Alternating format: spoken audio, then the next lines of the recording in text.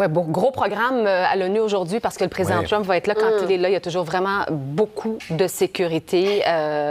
Et puis, il y en a un qui l'a appris à ses dépens, Emmanuel Macron, Dieu, qui est aussi à l'ONU. Oui, c'est des images tournées par Brut où on voit le président Emmanuel Macron qui essaie de passer, qui est à New York. Il est à pied. Il est à pied avec sa sécurité bloquée par les policiers.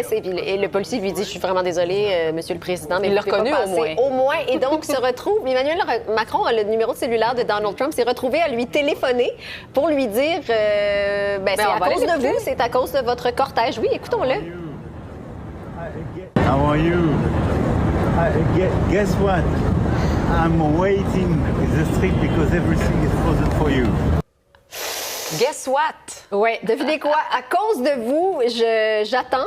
Et là, il a été contraint de marcher pendant une trentaine de minutes. Puis là, on voit un kidam ici qui était tellement heureux de prendre une photo avec lui qu'il lui a donné un bisou sur le front. Ça m'a un peu achevé, je dois vous dire la vérité. Mais c'est quelqu'un qui s'est permis ça, pourquoi pas? Clairement, Emmanuel Macron semble de bonne humeur à accepter puis a dit à sa sécurité, non, c'est bon, les gars. Oui, pourquoi pas? Parce que quand même, on reconnaît la sécurité. Ouais. Moi, vous l'avez couvert, Macron. Ouais. Moi, je l'ai couvert quand il est venu à Montréal aussi. Tout est réglé au quart de tour. Oui, ça soulève des questions sur le fait que des chefs d'État puissent se promener comme ça dans la rue.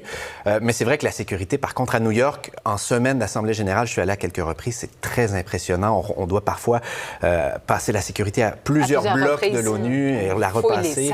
On fouille les sacs, puis c'est encore pire, évidemment, encore une fois, pour avoir été près d'un convoi présidentiel américain. Lorsque le président est dans la place, c'est encore plus imposant.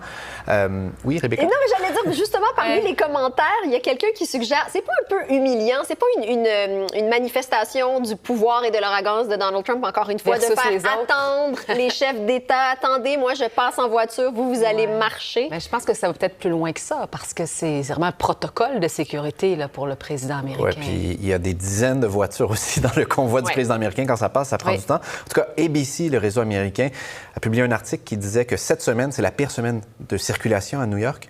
La vitesse moyenne lundi à Manhattan, au centre de la ville, donc pas très loin de l'ONU, était de 6 km/h.